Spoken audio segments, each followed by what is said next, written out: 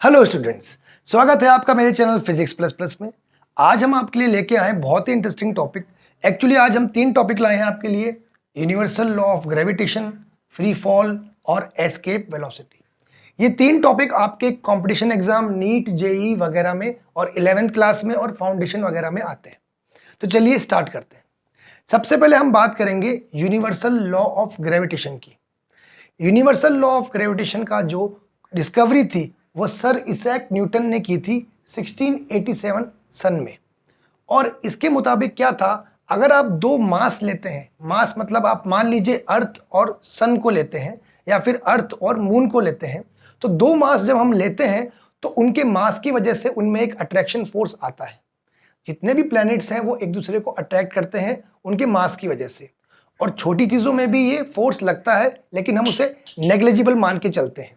तो हम माने कि अगर हमने m1 m2 दो मास लिए हैं और उनके बीच में r डिस्टेंस है, तो जो इनके बीच में अट्रैक्शन फोर्स लगता है वो इनके मास के प्रोडक्ट के प्रोपोर्शनल होता है। F proportional to m1 m2।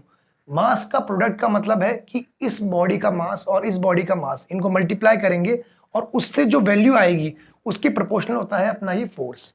तो हम बात करेंगे F proportional to m1 m2 first equation, और दूसरी इक्वेशन बनेगी F प्रोपोर्शनल टू 1/r²।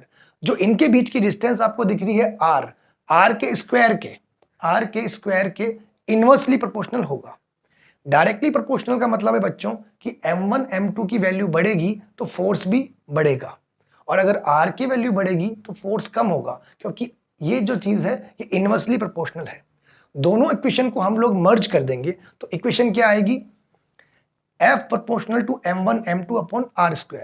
अब उसके बाद आप सभी लोगों को पता है कि जब भी प्रोपोर्शनल का साइन हटेगा तो एक कांस्टेंट आपको लगाना होगा। यहां पे आपको प्रोपोर्शनल का साइन हटा के कांस्टेंट लगेगा g, कैपिटल G। तो फॉर्मूला आपका आ गया capital G m1 m2 upon r²।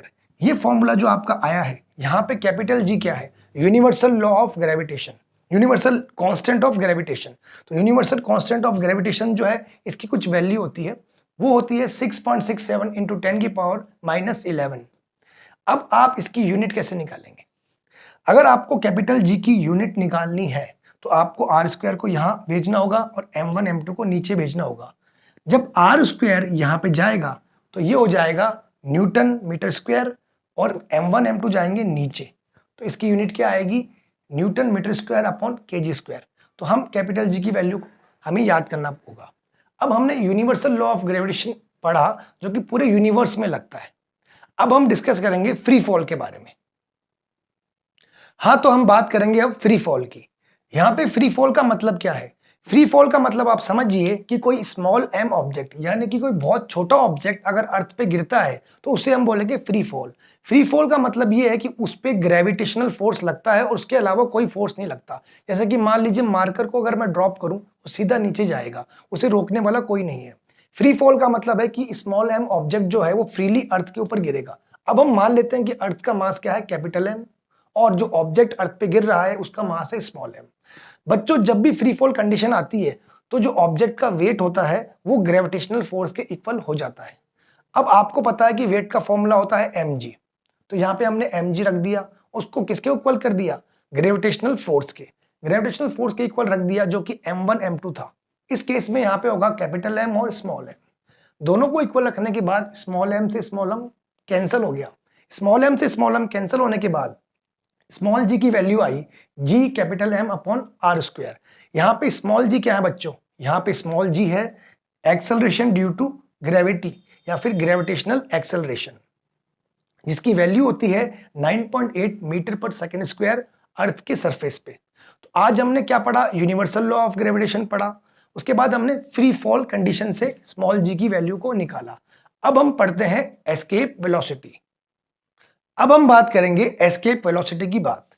बच्चों, एस्केप वेलोसिटी आपको नाम से लग रहा है एस्केप, एस्केप का मतलब हम अगर किसी ऑब्जेक्ट को बहुत जोर से फेंकें और इतना जोर से फेंकें कि वो अर्थ के एटमॉस्फेयर का ग्रेविटेशनल फोर्स पार करके स्पेस में पहुंच जाए, उसे हम बोलेंगे एस्केप वेलोसिटी।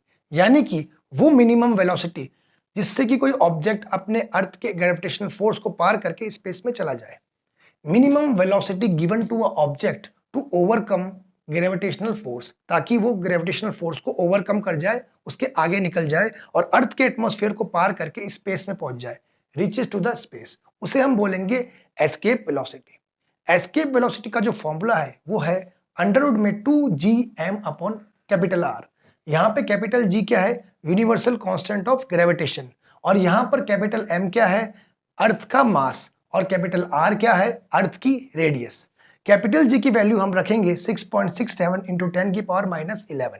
और जो अर्थ का मास होता है उसे आप याद कर लीजिए, अर्थ का जो मास है वो है 5.97 इंटू 10 की पावर 24 kg।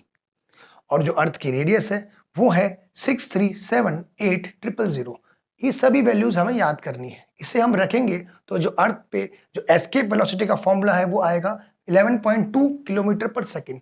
यानी कि 11.2 किलोमीटर पर सेकंड से अगर किसी ऑब्जेक्ट को हम फेंकेंगे तो वो अर्थ का एटमॉस्फेयर को पार कर देगा और स्पेस में पहुंच जाएगा। ये था एस्केप वेलोसिटी। आज हमने universal law of gravitation, free fall और एस्केप वेलोसिटी को पढ़ा। होपफुली आपको ये वीडियो पसंद आया होगा। इस तरह के और वीडियोस के लिए अपने चैनल को सब्सक्राइब कीजिए। Thank you very much.